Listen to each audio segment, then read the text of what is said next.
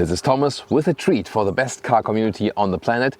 This is Autogefühl with the Mercedes E63 AMG facelifted version in Thomas Blue, or as they call it, Brilliant Blue Magno in this matte finish. More to come now with German Autobahn. Let's go!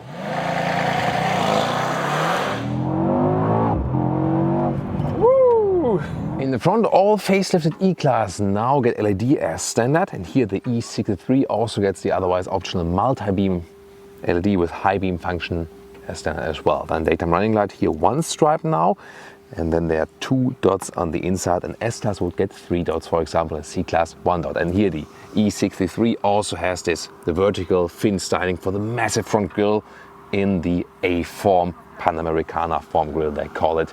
And yeah, that color though, right?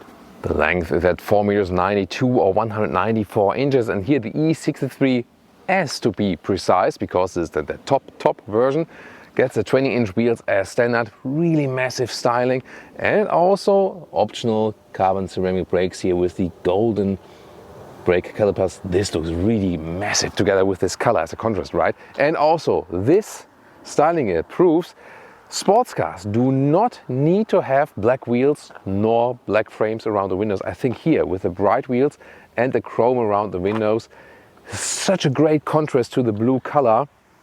Yeah, I mean, for a sports sedan, this is just pure awesomeness, isn't it? Can we enjoy this 3/4 rear view together for a second? Thank you. Yes, that was needed. And also really good that they have this kind of, integrated lip right here. So it's subtle, but it gives a little bit more downforce at higher speeds. And here then the E63 S version, just a little more horsepower tune, a little bit more equipment. In the lower part, massive diffuser here, and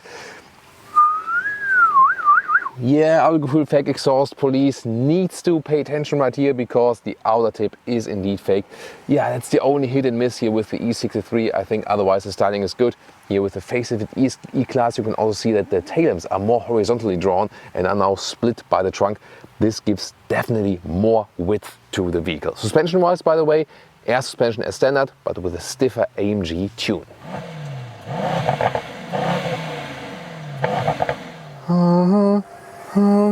Yeah, that's the 4-liter V8 bi-turbo, 612 horsepower, and here in the E63 S.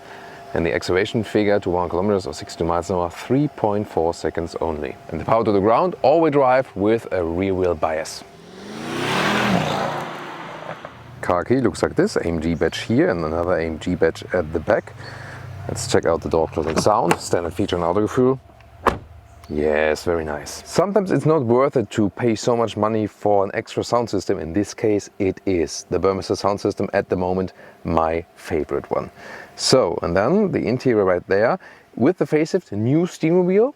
The AMG steering wheels, however, AMG line and also the true AMG models, have this two-fin design, which looks more modern than the others' basic styling. And here then also the AMG models get these special gauges for adjustment of suspension or exhaust, and also here the drive mode selected at the steering wheel. That's very practical to have. However, not practical is that now everything is capacitive here at the steering wheel. That's, it looks clean, but it's annoying to use. Usually you get a standard sport seat, and this one here is the optional bucket seat.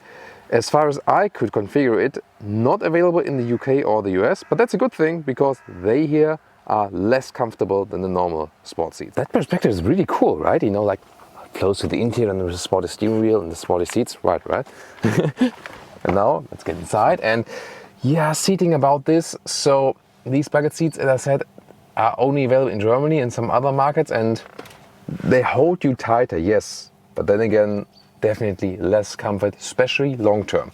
Steering wheel, good adjustment here, electric up and down and so on. And the thing is here with the facelifted steering wheel, yes, the capacitive buttons on the steering wheel are worse than before. However, the form of the steering wheel and the grip you have, and this form right here where you can put your fingers, and then here with your thumbs, this really feels awesome and gives me so much control while driving. 1m86, 6'1", enough headroom left. This one here, the one without panoramic roof in this case. All E-Class now come with digital instruments only, but then you would have 10.25 inch 2x as base, but here the higher models automatically come with the otherwise optional 2x 12.3 inch screens, and they kind of dissolve into one unit. Here, not piano lacquer, that's good, with a carbon fiber, it looks really premium, AMG badge, a real one. Open that, adaptive cup holders and connection for your smartphone. Inductive charging pad is available, and you can change the driving modes down there, but usually you do it at the steering wheel. And my favorite feature here, of course, the ambient lighting, really sensual arrangement they have here for that. Well, and in the driving part we will do this close-up infotainment. So this is fairly easy to control if you compare it, and at the GPS, you see here, it's also responsive enough.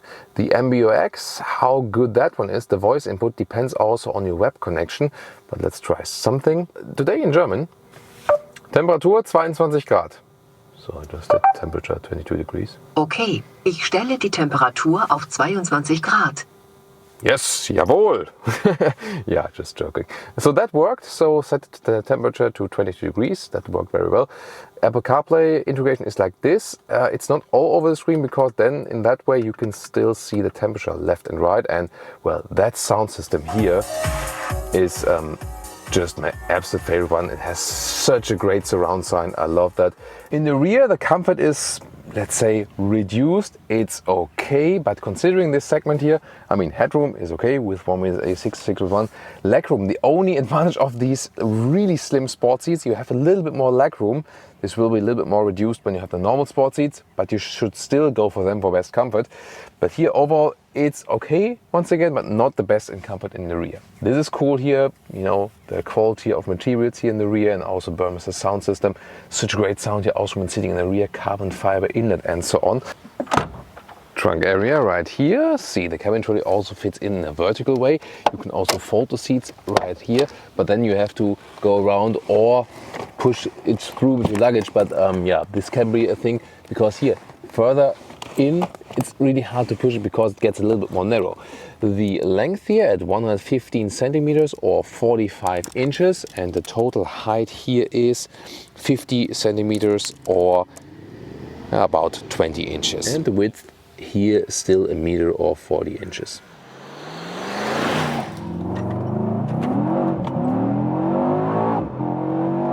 Woo! Welcome to Thomas's driving lounge here with our Thomas's performance driving lounge. And yeah, this was a very nice acceleration and also a good old V8 sound, and we talked about it in driving episodes from electric vehicles. It is somehow missing, and I'm really certain for EVs you can also induce that artificially. It's not the same, but you can also make it somewhat equal. I'm pretty sure you can actually, but no one has done it yet. Like this. Whoa. And yeah, I mean, I'm absolutely open to EVs, and in so many respects they are definitely better than combustion engines. So I really hope someone is coming up with EV sounds that give us the same experience like this. That's 200 kilometers an hour, 125 miles an hour. Wow. Super stable here on the road, and this is an E-Class, you know, but it's definitely an E-Class gone wild, and wow, brake performance definitely really nice. Here in the Sport Plus mode, by the way, the air suspension is set on a stiffer note. So this feels kind of rough, but you also have a great control then, definitely. So when you do a lane change, nothing shakes up at all. You have such a great handling for the vehicle. The steering is also quite natural, actually. Reacts very well. You don't have to steer that much. When you put it to comfort, then the tone is being tuned down. And you have also softer suspension. However, if you go for the 63 model, you have to bear in mind it is still somewhat rough and stiff as for suspension. You will lose comfort. The 53 models are a little bit better for the compromise, definitely, but I told you that a couple of times before. Oh no, 4-cylinder mode. So they are saving fuel also by that. Cylinder on demand, and shows me a symbol in the instruments. So with Mercedes, it's always the way that the base models are really set to comfort, and the AMG is really set on very stiff, sporty tone. And with Audi and BMW, they're kind of like in the middle between that, you know. So Mercedes has the biggest difference between the AMG and non-AMG models. This will somewhat diminish with their EVs. But here with the combustion engine models, it's still somewhat the case. By the way, cylinder on demand and so on, consumption, when you're not doing like, super acceleration all the time and so on, when you're more like in normal regions, you can score some 12 liters or more kilometers or 20 mpg. Yeah, that's of course not really economic. That's definitely clear. Yeah, so this will also be better with performance EVs, because with performance EVs, when you go off the brakes, you can gain back some of the energy and so on. And we have a lot of 6-cylinder engines, by the way. They are actually quite good as for the fuel economy, but that's usually not the case here for the V8 turbocharged, at least. There are some V8 naturally aspirated engines, older ones, which were quite okay, like in the Jaguar XK or something. Drove that myself. That was actually very good as for the fuel economy as well, but not the turbocharged V8s. They are usually really bad in the fuel economy. We see it also with BMW, where you go then inline 6 versus V8. You have at least 3 to 4 liters more than with the bigger engines then. So it's definitely better to stick with the 6 cylinders also for the Mercedes to make it more economic.